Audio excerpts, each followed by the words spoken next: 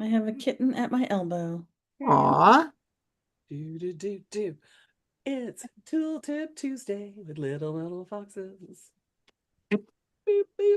It's me, Jennifer, Little Metal Foxes, and I've got with me go. Julia from Little Metal Foxes. and Ellen from Little Metal Foxes with a and guest star is Miranda occasionally popping in. Or just, fluffing her tail across your face. Exactly. this black boa floating by. Mhm. Animated, Hey, animated boa. so I have this uh tooltip for you today um that uses a straw or a tube for a flux brush rather than a flux brush. Hmm. And I had sort of forgotten about this and something reminded me of it recently. And I was like, huh, that's a really good tip. It's a really good tip. So you can use a coffee straw or I've just got like a little piece of brass tubing. And Hmm. I kind of like using a little piece of bent tube or square tube for this because it doesn't roll on the bench. Right. So this works really well. But I wanted to show you why this is kind of good Hmm. for putting your flux down.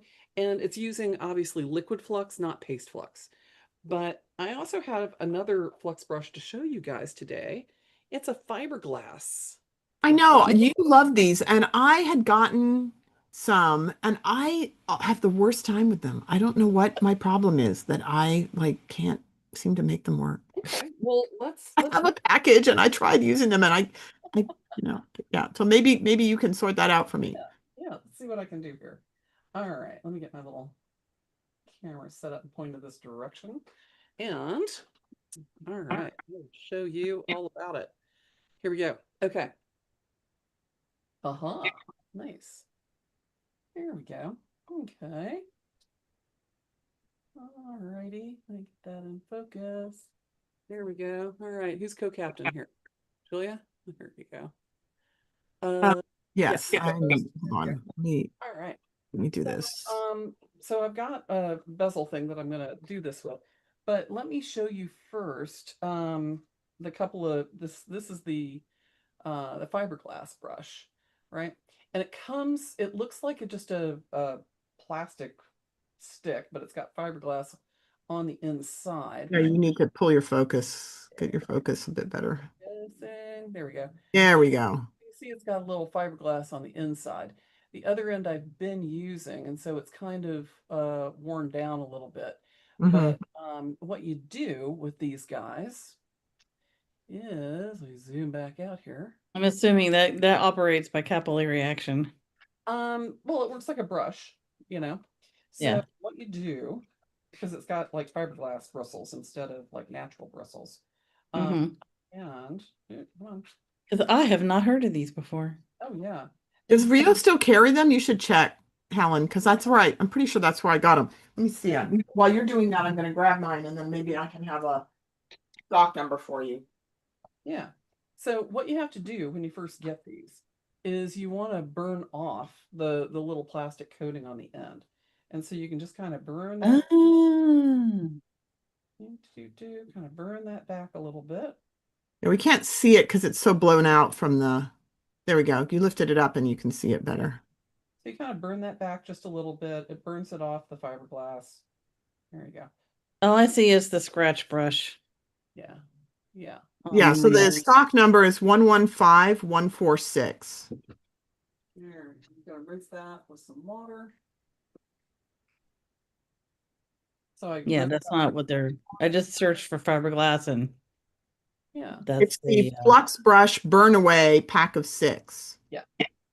So So they now may not be carrying them anymore. okay. Nope. So this Comes from Eurotool. So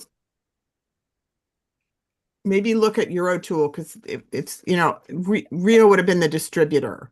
right. So What's it called again? Tell me what the Rio name. Flux Flux. Brush, comma, Burn Away, comma, PK/6, pack of 6. yeah. So that's it. And so And you've got the this Eurotool name says Burn Away Flux Brush. right. Yeah. And it So usually I see it. what, 6? Package of 6, yeah. Oh, and they have small ones. I didn't You can realize. get them on Amazon, Okay. They have small and large, apparently. maybe. And this one's just super Nope, delicate. that was a lie. So for placing stuff, this is really kind of nice. But it's just a really simple, small little brush like that. So that's So after it's been in the flux for a while, is that when it gets like because it was white when you first picked it up, and then after you burned it, now yeah, it's black. yeah. So it's just got a little carbon on it right now. But after I use it a few times, it'll, clear. It'll clean up. Okay. And so boop, boop, boop. So yeah. So for the paste flux, this is really kind of nice because I can kind of just so And then did you trim the ends? I have this memory that you would trim it. I do if I'm doing a flux brush for my um if I'm doing it filigree, yes, I will trim the end of the brush because I'm usually using a different I'm using a different paste solder Mm-hmm. and or paste flux and solder, and that has a tendency to need a little bit more of a blunt edge on it. And You so trim it at like an angle. Is that what you were doing? well, no, I actually trim it really short and just blunt so I can pick up the flux powder and so it loads the brush up with more flux and powder and solder. This one I do to a nice fine point so I can pick stuff up that's really delicate and get. Mm-hmm. The nice thing about this is once you burn this back a little bit, you don't have to worry about it. You can kind of get it in there, and if it catches on fire, it's just going to burn some of the plastic back off the fiberglass, Mm-hmm. and so it just gives you more brush exposed. But Mm-hmm. for a nice delicate little brush, it's great because if you're using a natural bristle brush, um, that can catch on fire as well. Mm-hmm. The fiberglass doesn't flame up; it Mm-hmm. doesn't hurt it, and so as you're using it, it just gets a little bit shorter. Where if you're using a flux brush, like this has problems for another reason. But this doesn't. This works like a natural bristle brush in that it doesn't have any other metal on it. Mm-hmm. Mm-hmm. So a lot of the earlier flux brushes were done with a quill and natural bristles. So it didn't have a metal furl Mm-hmm. here, right? So the Mm-hmm. metal furl can get really can cause you some problems with your with Corrosion. corrosion. Right. And this ends up falling off, and blah blah blah. Yeah.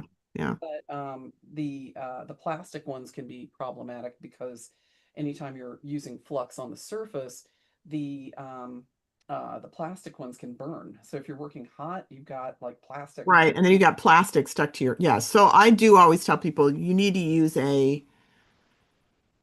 natural bristle brush, and you can get the ones with the plastic ferrule and just the brush it, just the tip, and then you stick it on like a um chopstick. Right. So I've got here we go. So this is kind of the old school version where it's literally like a feather quill and Mm, bristle. So right. that's nice because it doesn't have the metal furl on it, Yeah. which corrodes. And if it's steel, it can, definitely you're adding steel to your flux, which goes into your pickle. Right. Uh-huh. So you can get a version of that one that has a plastic. Instead of a quill, it's plastic. And I Right. think maybe those are still available. I don't have a stock number for that, but I think maybe those are still available at Rio. Yeah. So the plastic ones look more like this one. Yes, that's exactly what I have. And Yeah. they still are the natural bristle, but they're plastic here. So Hmm. picking up and using using your flux brush as a solder pick, the problem is that this will catch on Right. fire pretty quickly. Yes. So, but it does eliminate that metal furl. And then you can it's hollow on the ends. You can just jam Yep. a skewer or something into it. Yeah, exactly. Yep. So the problem I've had with the fiberglass ones is that I found when I burned back the stuff, if I just left the fiberglass full and didn't trim it, when I dipped it in the flux, and I used the white paste flux, the basically it's Superior #6, Yeah. it would get so loaded, it would be this giant lollipop of flux, right? And so I would trim the thing. I just had a really hard time. It doesn't behave. So this, I think, is the point. that the fiberglass bristles do not behave the way you expect natural bristles to behave. Right, They seem to hold more of right. the material. And So so, I can dip this in liquid flux and easily pick up my solder and place it where I need it to go. So right. I mean, if you're using the brush as your solder pick, then you want it to have some flux on it and be able to sort of get it where you need it and Hmm. flux really precisely inside areas. So if I've got something that's like, a bezel and or I don't want I need to get my stuff poked around. Using Hmm. it as your solder pick really helps you to kind of get that solder where you need it. And the Okay. surface tension is so high that it really picks up the little pieces and puts them where you want them to be. So Okay, I think that then the distinction, the important point of distinction is that the fiberglass flux brush is excellent for liquid fluxes, it is, yeah, it is but excellent. it's less excellent for paste fluxes. It's Right. usable, but less excellent. The other reason I would say it's less excellent for paste fluxes is that I do what everybody does, and I stir my paste flux with my brush, which you really Yeah. shouldn't do. You should stir it with some other stick or something. Right. So that's really hard on the bristles. And with the delicacy of the fiberglass, you really cannot stir the flux with the fiberglass brush. It's like you're just going to tear them off the end, Well, and I'm usually using a glass rod when I'm stirring my fiberglass, or stirring my flux. So however you which do is the smart thing to do. But no, I just default to, it. jamming my brush in there. Well, I like using this because it doesn't uh, get all gunked up and I can rinse it off, right? Hmm. So I can get in here and stir up my flux really easily and wipe it down. Doop, doop, doop, doop, doop, doop, doop, doop. I'm always having to stir more water into mine. Yeah, so I need to add a little water to mine right now. What But kind of flux are you using? it's the autoflux. What container is it in? Oh, it's in a little Japanese sake bottle. That is freaking hilarious. What's the material that it's made of? It's so awesome. But it has like a little, I can put just a little bit of flux in here from my big tub, and it's just airtight. But Like it's not metal, the container? it usually has like plastic on the inside, Okay. right? So, I mean, it's metal, but there's like a plastic lining in most Okay. options. Okay. Because I'm like, that does not look like any Flux container I've seen before. And that would be why, because it's not. Not a flux container. But That's yeah, I mean, the nice hilarious. thing about the glass rod is that it doesn't like collect all that stuff on the surface, and I can use Right. different things too. So it's a good stirring rod, a little glass one. But Fair. this is the one that but this is why I brought you here today, is Right. Sorry. using a straw or a tube for this purpose. And so taking I have a little liquid flux. This is some patterns, but I also have like Prips. This is probably my Prips flux actually. But when you're taking just a little straw, like a coffee stirring straw works fine for this, or a little tube, and you just dip it in, put your finger over the hole, and then you can transfer the flux onto your item. And the reason that this is so helpful is that if I'm using something like this, I'm kind of like smearing it around and kind of wiping it off, and I can pick up flux accidentally. But with this one, if I need to get just a little flux right there, I can use it almost like an eyedropper. Mm-hmm. Just kind of put it real pinpoint where I want it, move it around, and nothing's really going to stick to this. Mm-hmm. So I can kind of just be like, right Right. around. It's not going to run back up into it. Capillary action isn't going to pull it back up the way it wicks stuff up into a brush. Right, right. So Right. I really can lay it down really precisely where I need it and Mm-hmm. in small amounts. Mm-hmm. So, but yeah, I just kind of like just like a straw, kind of pick up a little bit, like if I was doing a little sampling of your cocktail. Mm-hmm. So naturally, plastic works, but only when, when I'm not using heat. right, only when the piece is cold. Right. So that's why I kind of like using the tubing for that because I can, Hmm. you know, Because then you can use the tubing whether it's hot or cold, right? So no problem. right. And so I can kind of like, especially with the little brass one, Like I said, I can just like, put my finger over it and drop or kind of give it a little tap and just drop it out like a, yeah, like a squeeze dropper. Some Mhm. people will use a squeeze dropper, or they have the like the syringe tip bottles that work really well for liquid flux.